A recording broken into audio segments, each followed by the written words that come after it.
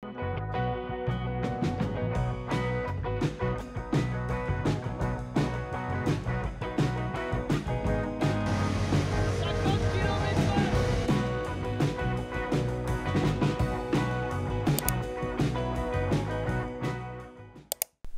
à tous les amis, ça fait plaisir de vous retrouver en ce début d'année. Alors comme d'habitude, il a plu, il fait froid, enfin il fait froid.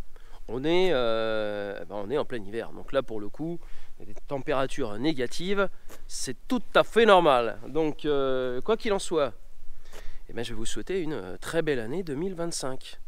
On y croit, 2023, fin 2023 pourri. 2024 on n'en parle même pas, école de merde et tout, etc. On recommence à se mettre dans le caca. Allez, on va dire que 2025 ça va le faire, non? Normalement on devrait avoir le temps, je suis sûr que les prix vont remonter. Il faut garder le moral, quoi, c'est pas possible. De toute façon les gens ils ont besoin de nous. Puis en plus on est passionné de ce métier qui est quand même assez extraordinaire. On va peut-être enfin pouvoir le faire dans de bonnes conditions quand même. Bon, en tout cas, ce que vous pouvez voir, c'est que tout le matos est ordonné, propre et nickel. Voilà. Quoi qu'il en soit, évidemment, rentrer dans les champs c'est compliqué. J'ai encore fait un tour de plaine tout à l'heure. Les colzas sont plutôt jolis, il n'y a pas de souci. Par contre, les blés, dans des endroits, c'est très très compliqué. Tout simplement parce que ils ont été semés tard. Et puis parfois dans le gras, les drains, j'en retrouve encore de bouchées, des collecteurs de bouchées. C'est un enfer, on s'en sort pas. Pourtant ça fait plus de 40 ans que le drainage a été mis en place ici. On l'a débouché assez régulièrement, on l'entretenait, mais là on a tellement eu d'eau, puis les sols n'arrivent plus à sortir cette flotte, quoi. Ils sont engorgés d'eau, c'est un truc de dingue. Alors qui dit grande culture, en règle générale l'hiver dit entretien du matériel, comme vous pouvez le voir. C'est le moment où il faut faire la révision de tout le matos. On va faire un peu le tour du matériel, vous allez voir, c'est plutôt pas mal, c'est propre. Et puis on a ressorti un outil cette année qui nous a beaucoup servi, sur lequel on va changer les pièces d'usure.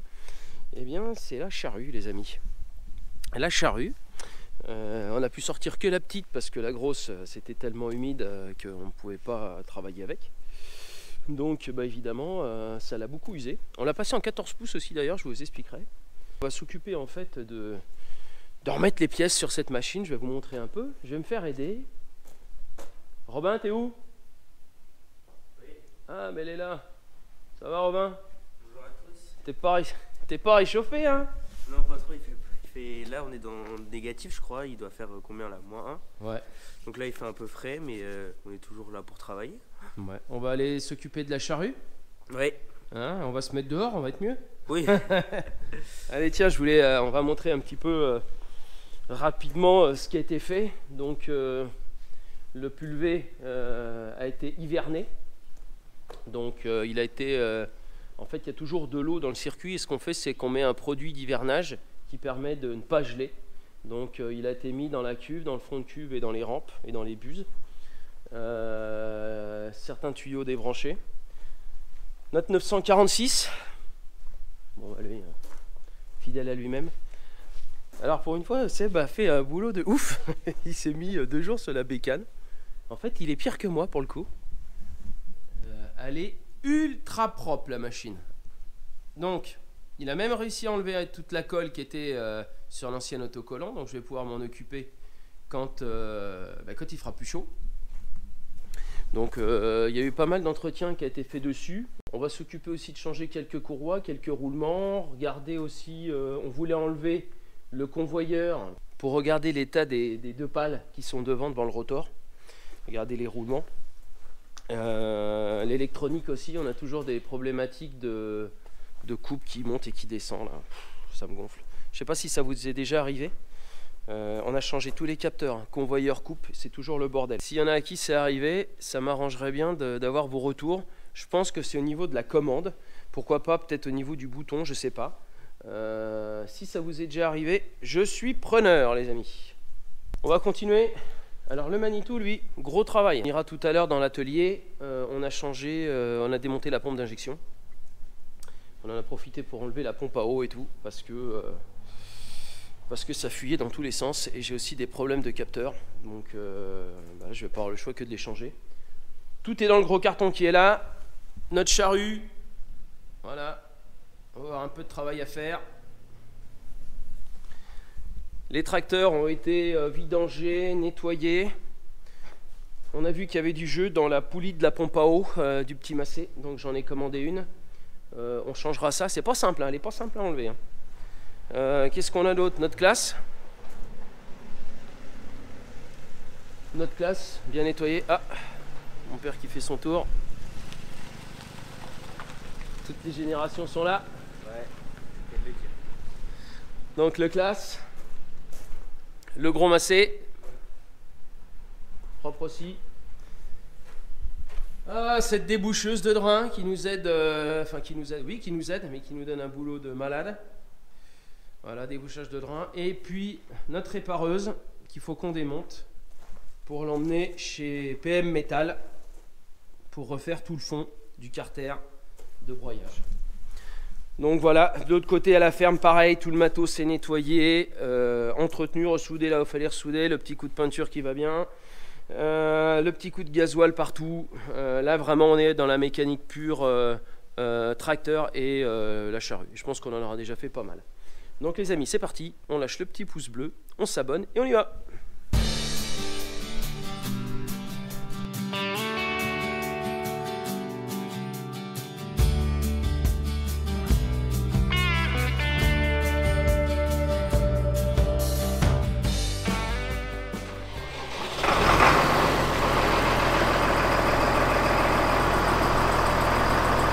Il y a un truc, c'est qu'il démarre mieux que le gros. Là il fait -1, -2, comme a dit Robin tout à l'heure.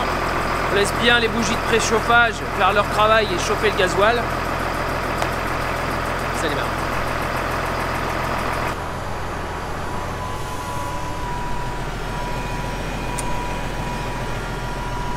Petit coup de 3 points, détourne-le quand même, que ça le tende un peu. Voilà, encore. Encore. C'est bon pour moi. Dites-le bien, voilà, il faut vraiment qu'il soit bien coupé. Voilà, parfait. Bon, alors, on s'est occupé de le brancher, c'est bon. Maintenant, on va le mettre sur l'hydraulique. Les mains pleines de cambouis d'huile pour ensuite les mettre sur le tracteur. Alors là, je branche les 2 tuyaux qui vont permettre à la charrue de pouvoir pivoter.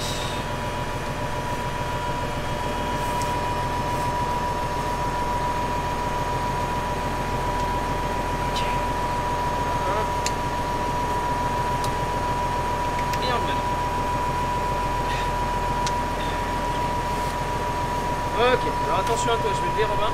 Ouais.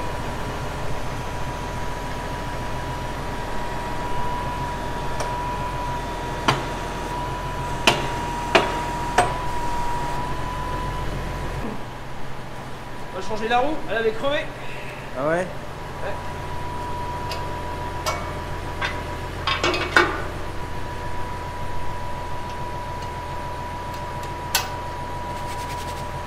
On se retrouve dans le garage.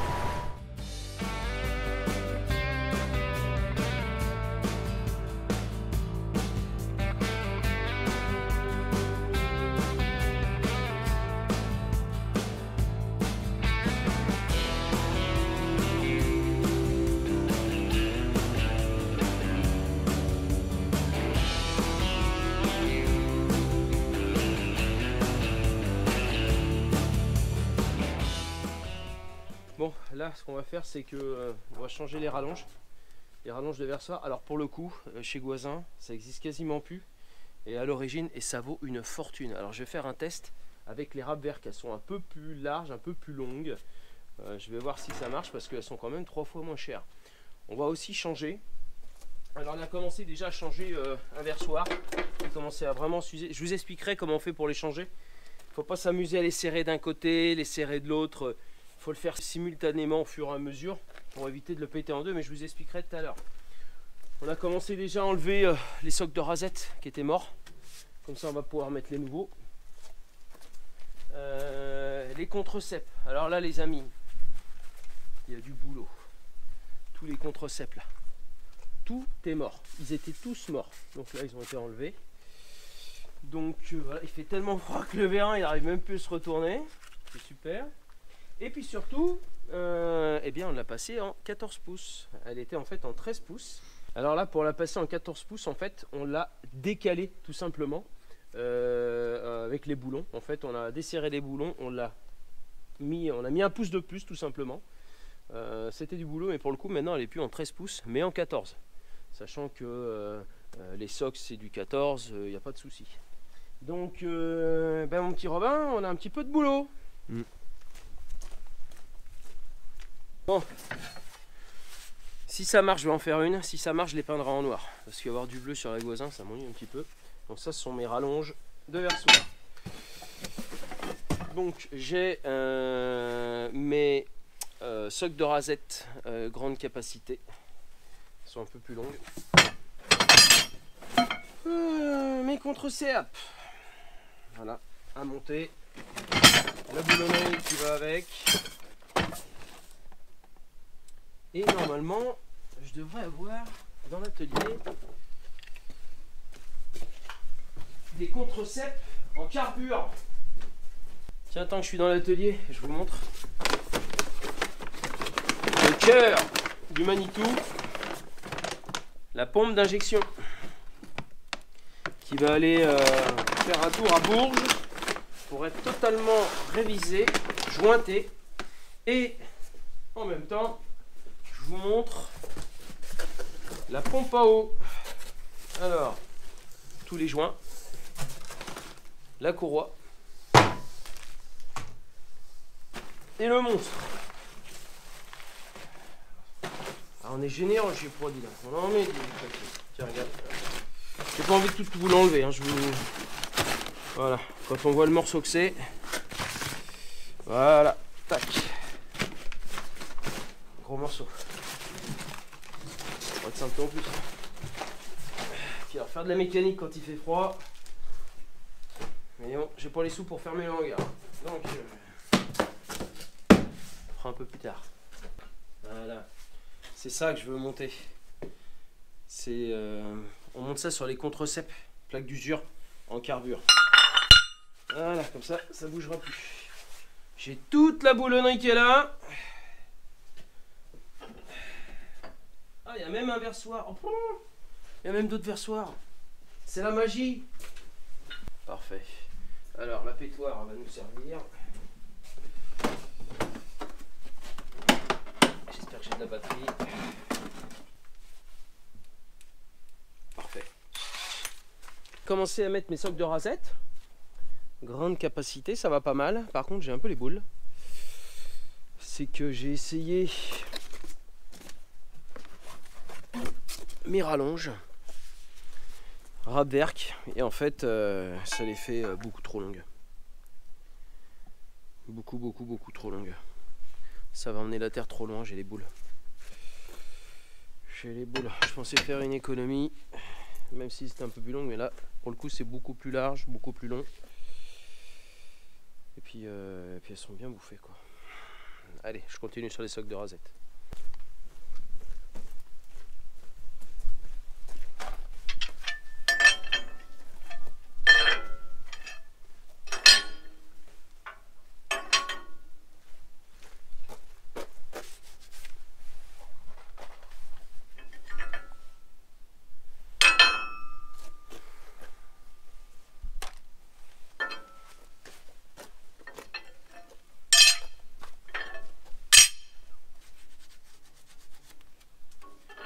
Pas le bon côté.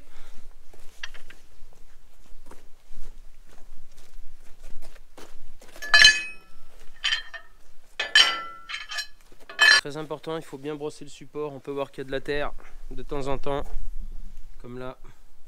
Il y a de la terre. Il y a de la terre donc.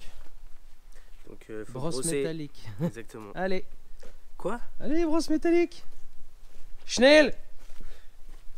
Elle est où? Ah, faut leur bouger le ferse.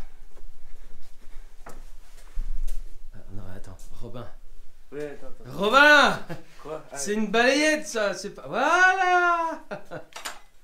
Ah la vache! Ouais, c'est bon, c'est bon. Robin! La honte à Robin, c'est pas possible! Allez, brosse! Brosse métallique! C'est où qu'il faut Ce sera brosser? peut-être mieux si tu te mets là. Regarde. Allez, faut bien. Et si ça va mal, tu prends tournevis. Tu vois, pour enlever vraiment la terre, mais normalement ça devrait le faire. T'en as pas qu'un à faire là? T'en as plusieurs?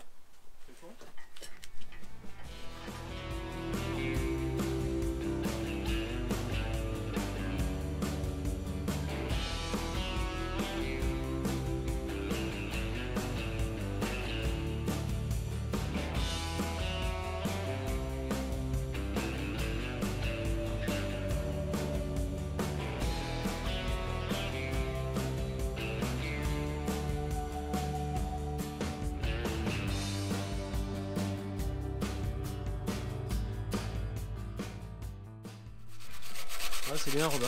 Impeccable. Impeccable. Comme ça, on va pouvoir positionner le contre-cep, tu vas voir. Exactement. Tiens. Vas-y. Hop, normalement, tu vas positionner comme ça, voilà. Impeccable. Bon, j'ai fait une petite pause charrue. Je pensais que ça allait se découvrir dans la journée, mais on est toujours dans la brume à Donf. Je voulais faire le tour d'une parcelle, la grosse parcelle de 34 hectares qu'on a fait la dernière fois. Je vous mettrai la vidéo à droite d'ailleurs, vous regarderez quand on était vraiment dans la merdouille. Alors on voit qu'on est dans les sables. J'en profite pour vous montrer le copain là qui est passé là. Voilà. Bon, vous voyez, on est dans le sable. Donc ça a beaucoup battu. Voilà pourquoi je laboure quasi pas avec des sols pareils. Là on n'a pas eu le choix. Donc ça peine à lever, il fait froid. Alors ça aussi était désherbé, en post semi prélevé. Et je pense que ça l'a tapé. J'ai voulu le faire parce que c'était une parcelle qui se salissait. Je savais pas que ça allait taper comme ça. Alors quand je dis taper, en fait c'est le désherbant qui a abîmé un petit peu le blé, enfin abîmé, qui l'a fait jaunir et qui l'empêche un petit peu de se développer quelques temps. Et je l'ai fait sur 2 parcelles sur 5 et en fait il galère et on voit quand même des rayons, on voit bien les rayons, il n'y a pas de souci, mais bon voilà, il fait froid. Ça a battu aussi, comme je vous ai expliqué. Alors ce qu'on appelle battre, en fait, c'est l'eau qui tombe sur le sol, et comme c'est des limons battants avec très peu d'argile, ça fait une espèce de croûte qui asphyxie un peu le sol et qui empêche souvent la plante, le germe de sortir. Donc là il y a un truc qui sera pas mal si on a une météo adéquate, c'est de se retrouver au printemps avec un coup de houe rotative, que la houe rotative puisse casser cette croûte de battance. Pour le coup, ceux qui savent pas, ceux qui se souviennent plus ce que c'est qu'une houe rotative, eh bien je vais vous remettre ça en haut à droite, petite vidéo que j'avais faite. Et pour casser cette croûte de battance, faire sécher le sol, l'oxygéner, redynamiser, sortie hiver, ce sol, et en même temps on lui donnera l'engrais. Et puis voilà, là on arrive dans les coins de boue quoi. Enfin, voilà, c'est pas compliqué. Ah, allez, moi je chantier là, t'as rien qui lève, y a rien. 3-4 pieds par-ci par-là.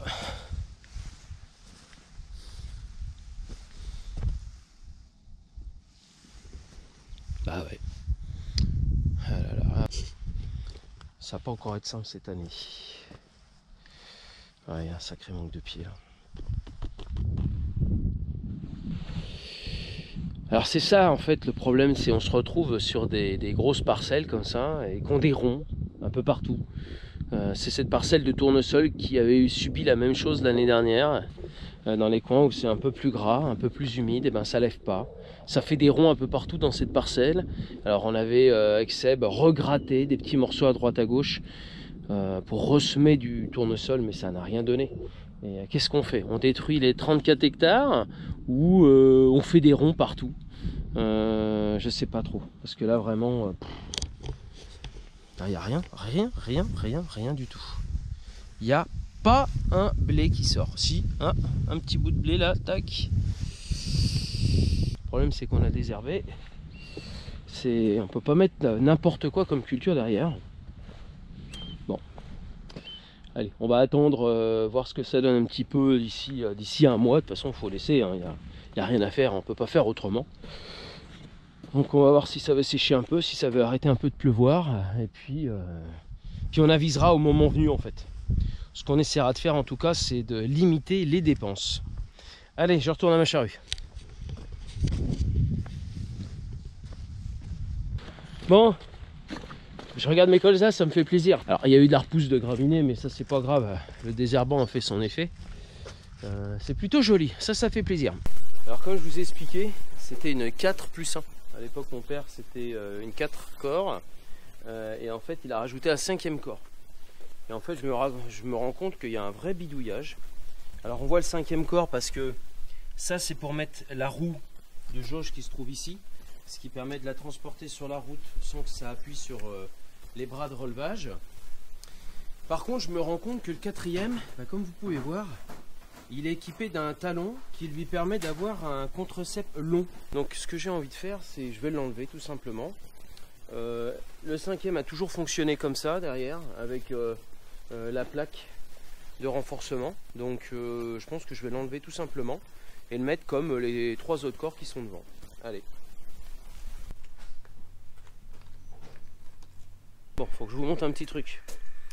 En fait, pour mettre le contre-cep à l'arrière, il y a un trou là, hop, avec une petite entretoise. Et comme là, j'ai enlevé la fixation qu'il y avait à l'époque pour mettre le contre-cep long, eh bien, je peux pas visser, ma douille, elle passe pas dedans en fait. Donc, je vais essayer de refaire des petites entretoises comme ça. J'ai récupéré un écrou que j'ai limé avec la meuleuse. Vous savez quoi? Ça va très bien. Par contre, c'est chaud là. Donc, je regardais un petit peu aussi les socs. Alors, c'est vrai que les socs ils ont pris, hein, on voit que ça travaille un peu là. Mais bon, ils peuvent encore tourner. Ce contre-cep là qui avait un coutre dessus, bah, il va pas mal. Et puis, bah, vous voyez, les pointes non carbure, eh ben elles ont fait 20 hectares quoi. 20 hectares les amis, je sais ça fait pas beaucoup. Donc voilà, mon petit boulon qui me sert d'entretoise, vous voyez, mon écrou pardon, bah il a plutôt bien fonctionné, donc on fera pareil de l'autre côté. Et puis bah il nous reste plus qu'à essayer de refaire une plaque là, comme on l'a passé en 14 pouces, parce que vous voyez, il n'y a plus rien en face. Et donc, si on veut la passer en 14 pouces et la fixer, il va falloir qu'on soude une plaque. Je sais pas comment on va faire là. Peut-être la reprendre d'ici là. Redessouder ça, en refaire une un peu plus longue. Voilà. Ça fait plaisir de savoir qu'on a fait déjà quasi un côté là. Je retourne, je m'occupe du versoir, je vous explique comment je fais. Et puis voilà, il n'y aura plus qu'à l'agresser, puis j'espère ne plus m'en servir. Bon, j'ai fini le côté. Impeccable. Les deux côtés sont faits. Bon, maintenant je vais m'attaquer au versoir qu'on avait juste positionné. Alors, dans les versoirs de charrue, vous avez différentes qualités d'acier. Soit l'acier au bord, donc en fait c'est le moule, il y a un moule qui a la forme d'un versoir et ils font couler l'acier, un acier traité au bord. Ou lorsque vous avez des terres plus usantes, on a ce qu'on appelle le triplex. Alors ça porte son nom, c'est 3 lames d'acier les unes sur les autres. Nous c'est ce qu'on a ici, entre autres c'est ce que j'ai sur la Goisin. On s'en rend compte quand c'est usé parce que en fait, ça fait comme si vous aviez des lamelles en fait. Vous voyez que ça a bouffé l'acier, non pas en un seul bloc mais en strates. Et pour le coup, ce sont vraiment des versoirs en triplex. Donc, chose importante à savoir pour les versoirs, quand vous les montez. Souvent, vous avez des cales au niveau des supports. Ça, c'est important. Il faut bien les garder. Si c'est là, c'est qu'il y a vraiment une raison. Donc, en fait, un versoir, vous le positionnez déjà. Là, il y a les 3 boulons qui sont là. J'ai positionné les boulons aussi derrière, sans serrer, et le tirant. Autre chose aussi sur le versoir, on avait d'autres trous de fixation que j'ai bouché tout simplement avec des boulons. Alors vous pouvez voir derrière, il n'y a rien du tout. Alors vous allez me dire ça sert à quoi? Je crois à l'époque que devant, on pouvait remettre des espèces de lames sur le versoir qui permettaient en fait de moins enfouir la végétation avec la rasette et la mettre au fond. Et on virait les rasettes et on mettait ces espèces de lames qui étaient dessous. Je me souviens, on avait dû faire ça à l'époque sur la Sicor. On avait une Goisin Sicor portée et je crois que ça avait fait ça à l'époque. Donc voilà, donc là j'en ai pas besoin, ça sert à rien de laisser des trous, parce que si je laissais des trous là, mais en fait il y aurait de l'usure qui se provoquerait derrière, donc il n'y aurait pas d'utilité d'avoir de l'usure prématurée. Donc très important, en fait, serrer au fur et à mesure. On positionne son versoir, on met bien ses cales, on nettoie surtout bien les supports et on visse au fur et à mesure devant, derrière, pour que le versoir épouse bien sa forme d'origine. Si vous serrez à bloc là et ensuite là, et bien souvent on travaille KO. On a le versoir qui se casse en deux, encore plus en triplex, c'est quand même un peu plus fragile. Donc c'est pas ce que j'ai envie, évidemment. Donc je vais serrer au fur et à mesure, tout simplement.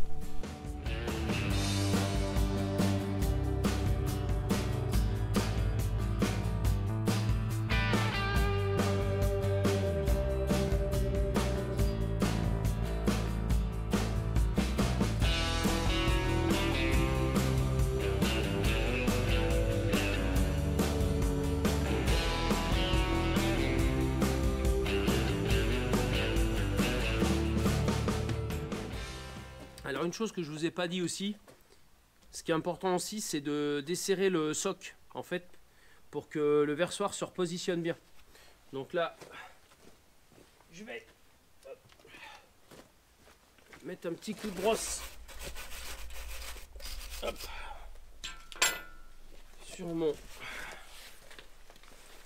sur les socs, tac, un petit coup de WD-40. Tac tac tac, ça va être parfait.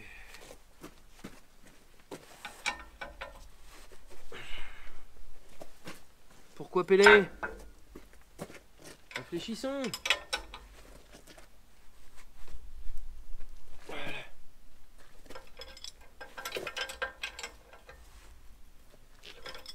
Bon, c'est bon, mon versoir est monté. Alors j'ai été obligé de le caler.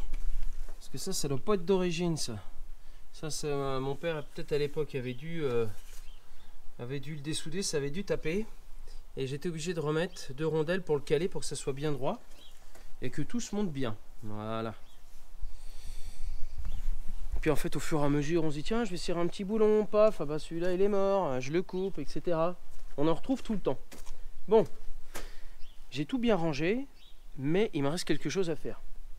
Il y a des petites cales qui sont ici. Je ne sais pas si vous voyez ici. Donc c'est des vis qui viennent se poser sur le versoir. Et alors je ne sais pas qui c'est qui l'a monté en dernier. Mais je ne les retrouve plus. Voilà. Donc ce que je vais faire, c'est que je vais essayer de trouver 2 boulons, mettre des écrous dessous, un écrou de chaque côté, et essayer de le pousser comme ça. J'ai trouvé des boulons de pointe. J'ai mis un contre-écrou de chaque côté. Donc là j'ai plus qu'à bien serrer, hop, comme ça appuie bien sur le versoir. Ben, ça fait un peu comme ça quoi, voilà. Voilà, et en plus, si je veux serrer, clé de 13 ou de 14 là, tac. Ben, c'est pas mal ça, ça change de ça. Bon, je suis content, on arrive au bout.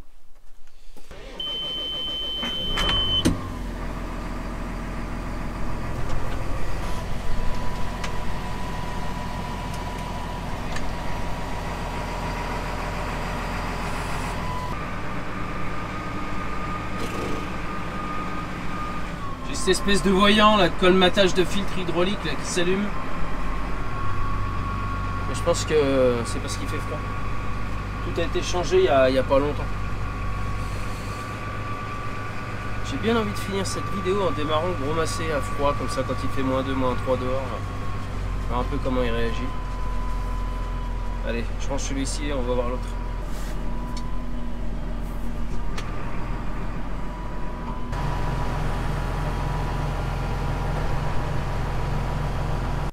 Voilà. Ça fait plaisir. Voilà. Il ne reste plus que les queues de versoir, comme dit mon père. Alors, toi au 84-70, alors faut savoir que je le mets en recharge lente tout le temps en fait. Vous voyez, là il est en recharge lente. Ok, alors. Hop. J'ai l'impression qu'il est de plus en plus haut. Ou alors je suis de plus en plus petit. Allez. Mais il est propre. Allez. Tac. Allez. On va bien savoir comment il va démarrer. Comme il peine à démarrer même à froid, à chaud je veux dire. Hop.